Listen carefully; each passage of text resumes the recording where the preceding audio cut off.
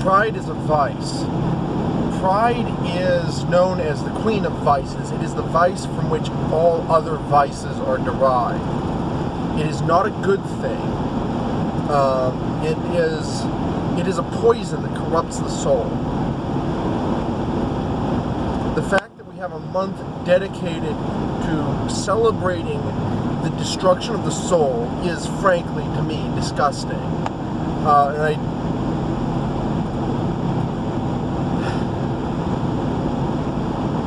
I guess, yeah, I said it. I'm sick of not saying it. There are things that are true. There are things that are just. There are things that are good.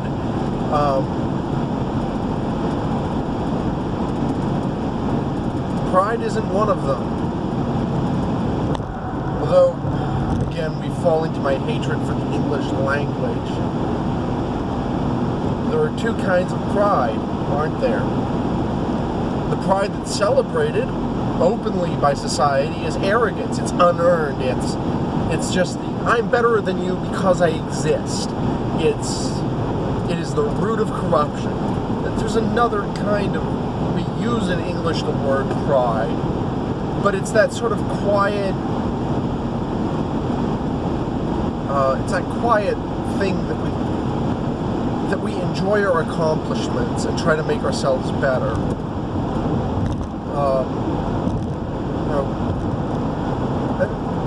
That is laudable. That is the source of good craftsmanship.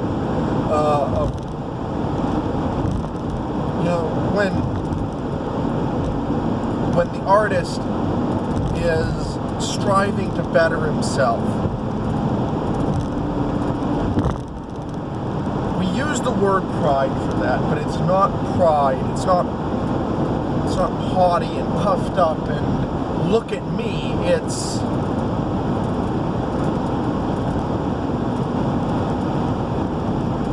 just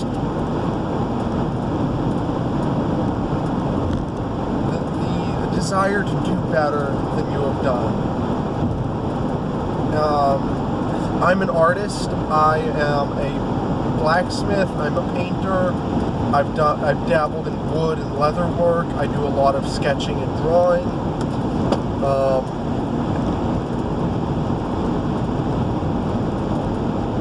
So I'm very well acquainted with that. It's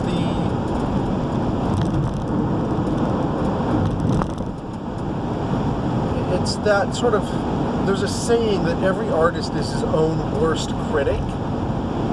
And for me at least, that's true. I'm far harsher on my art than anybody I know. Because I want my art to be good. I want to put forth into the world something that is good and beautiful, and I frequently fail. I show my work, I show what I've done. I don't expect to be overwhelmingly praised constantly for it.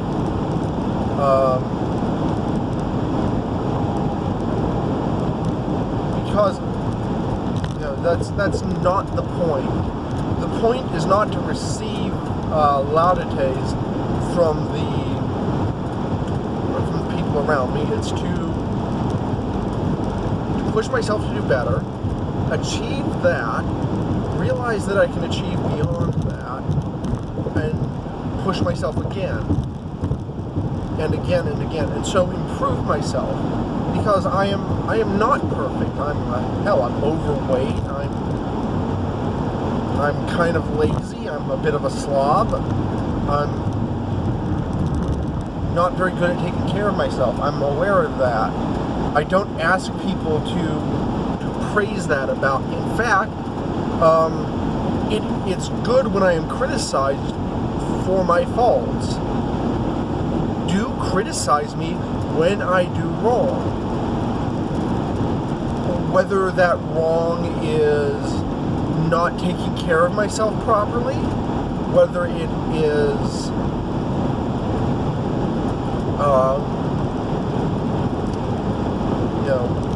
whether it is being prideful, being arrogant, thinking I am better than other people just because I exist.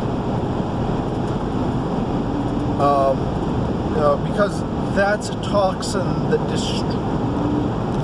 destroys the soul, destroys humanity. It leads to narcissism. Narcissism then leads to just an inability to connect with people. So yeah, pride is destructive, but there's that humble pride of the craftsman that we need more of. The craftsman who takes pride in his work does not take pride in himself. He takes pride in the work that he has done.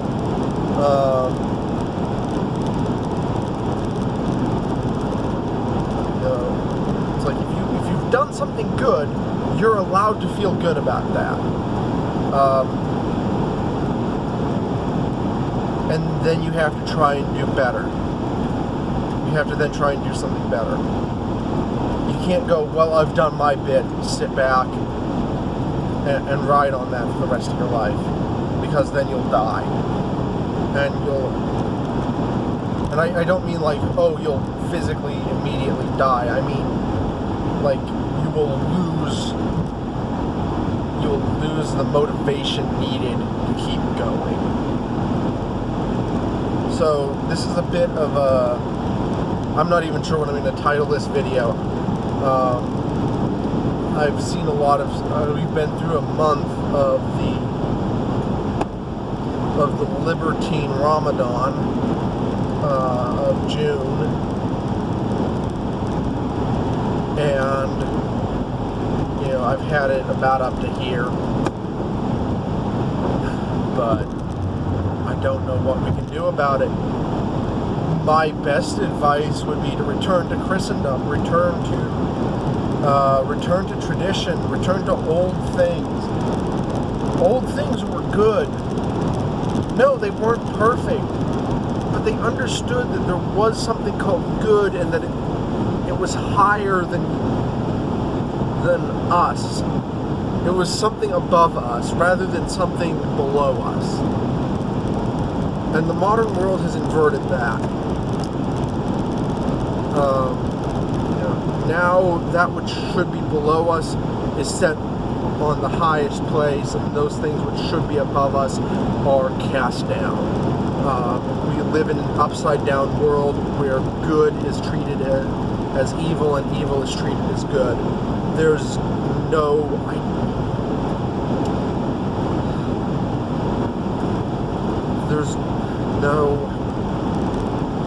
way to fully explain the extent to which the world has gone completely insane, and we just pretend that it hasn't.